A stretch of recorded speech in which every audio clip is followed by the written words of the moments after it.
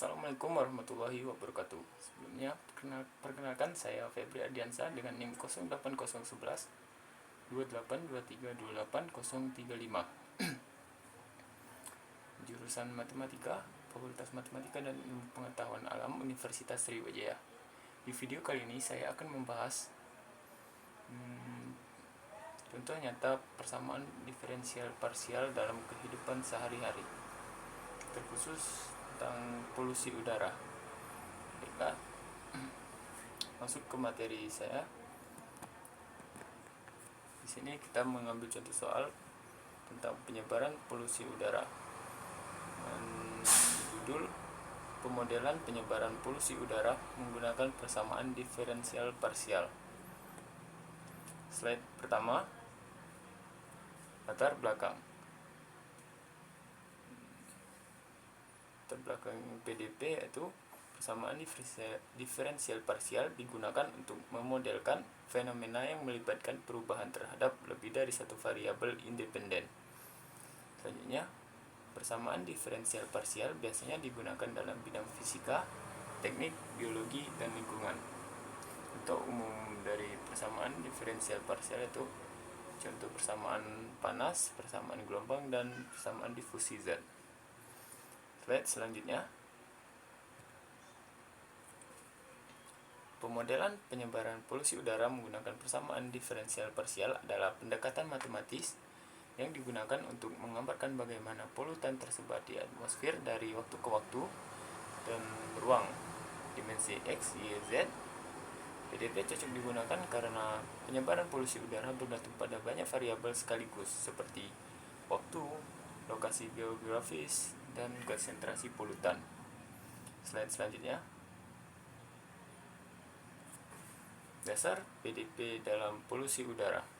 Persamaan paling umum yang digunakan adalah persamaan difusi adveksi, di mana do C per do T plus vektor V kali nabla C sama dengan D nabla kuadrat C plus S, dengan keterangan C atau konstanta X, Y, Z, T merupakan konsentrasi polutan, dan vektor V merupakan vektor kecepatan angin, arah dan besar, dan D adalah koefisien difusi, yaitu menunjukkan seberapa cepat polutan menyebar karena difusi, dan S merupakan sumber atau penyebab tambahan polusi, misalnya cerobong asap.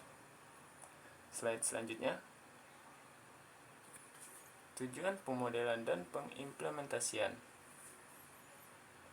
Tujuan pemodelan ini yaitu memprediksi konsentrasi polutan di berbagai wilayah, membantu pengambilan keputusan dalam pengendalian polusi, menilai dampak lingkungan dari suatu sumber polusi.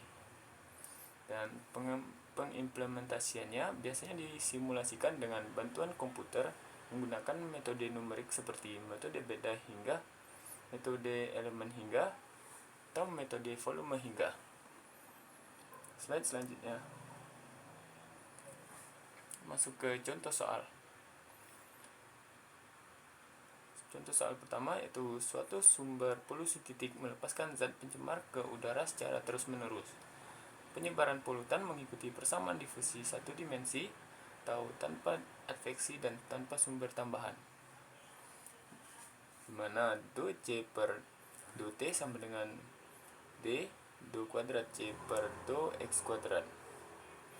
Dan diketahui koefisien difusi D sama dengan 0,1 m kuadrat per second, dan kondisi awal C X0 sama dengan delta X, mana semua polutan awalnya terkonsentrasi di titik X sama dengan 0. Pertanyaannya, tentukan bentuk solusi CXT. Slide selanjutnya. Penyelesaian. Persamaan yang diberikan adalah persamaan difusi satu dimensi. Seperti yang diketahui di slide sebelumnya, kondisi awalnya yaitu CX0 sama dengan delta X, menunjukkan bahwa pada waktu awal semua polutan terkonsentrasi pada titik X sama dengan 0. Solusi untuk persamaan difusi dengan kondisi awal fungsi delta dikenal sebagai solusi fundamental dari persamaan difusi. Slide selanjutnya. solusi fundamental untuk persamaan difusi soal tadi adalah CXT sama dengan 1 per akar 4 pi dt eksponen ke kurung min x kuadrat per 4 dt. Selanjutnya kita masukkan atau substitusikan nilai koefisien difusi yang diketahui tadi, yaitu D sama dengan 0,1 m kuadrat per second ke dalam solusi ini. Jadi CXT sama dengan 1 per akar 4 pi 0,1 T eksponen ke kurung min x kuadrat per 4 0,1 T. Selanjutnya CXT sama dengan 1 per akar 0,4 pi T eksponen ke kurung min x kuadrat per 0,4 T. Selanjutnya CXT sama dengan 1 per akar 0,4 pi T eksponen kurung buka kurung min 5x kuadrat per 2T.